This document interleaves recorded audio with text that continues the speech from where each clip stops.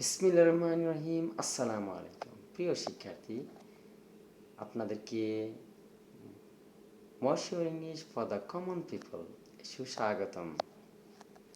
প্রিয় শিক্ষার্থী, আপনারা কি খেয়াল করেছেন এতদিন ধরে অনেক জায়গায় ইংরেজি শেখার চেষ্টা করছেন, কিন্তু আসলে কি শিখতে পেরেছেন? হ্যাঁ, ভালো কথা। আমি আগেই বলেছি যে এই চ্যানেলটি হচ্ছে তাদের জন্য যারা আর পড়াশোনা করেন না, অর্থাৎ আপনারা নিজ নিজ কাজে ব্যস্ত হয়ে পড়েছেন সবাই। কিন্তু এই ব্যস্ততার মধ্যেও আপনাকে ইংরেজি শিখতে হবে, কারণ প্রত্যেকটা জায়গায় মানুষ ইংরেজি ব্যবহার করে। মনে করেন আপনি একটা কলেজে গিয়েছেন, তাহলে ওইখানে একজন আপনাকে জিজ্ঞাসা করলো আপনার হোম ডিস্ট্রিক্ট কোথায়। তখন হোম ডিস্ট্রিক্ট যদি আপনার না জানা থাকে হোম ডিস্ট্রিক্টের বাংলা কি, তাহলে তো আপনার খারাপ লাগবে। হোম ডিস্ট্রিক্ট মানে নিজ জেলা, আপনার নিজ জেলা কোথায়।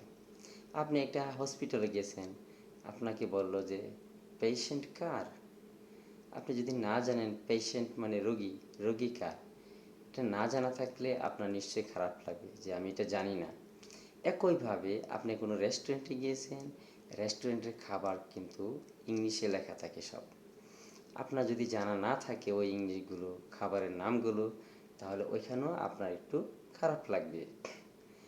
আপনি একইভাবে মনে করেন আপনি একজন অভিভাবক, আপনার ছেলে এসে বলতেছে বাবা আমার অ্যাডমিশন টেস্টের সার্কুলার দিয়ে দিয়েছে, বা আমার চাকরি সার্কুলার দিয়ে দিয়েছে।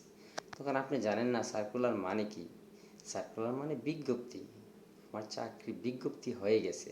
তাহলে না জানা থাকলে এটা খুবই মানে খারাপ লাগবে, এটাই স্বাভাবিক।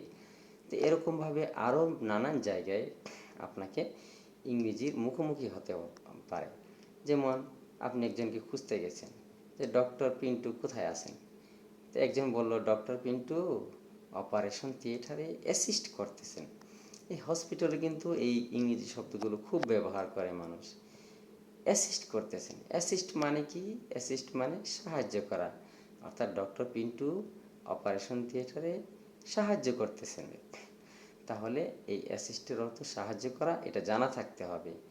একইভাবে নানান জিনিস, নানান জায়গায় এই ইংরেজি ওয়ার্ডগুলো মানুষ কথায় কথায় ব্যবহার করে, এগুলো আপনাদেরকে অবশ্যই জানতে হবে। প্রিয় শিক্ষার্থী, ইনশাল্লাহ আমি এই চ্যানেলের মাধ্যমে যারা বিভিন্ন কাজে ব্যস্ত হয়ে পড়েছেন তাদেরকে ইংরেজি পর্যায়ক্রমে শিখিয়ে দেব। এগুলো আপনাদের দৈনন্দিন জীবনে খুবই দরকার লাগবে। ঠিক আছে, থ্যাংক ইউ, আল্লাহ হাফেজ।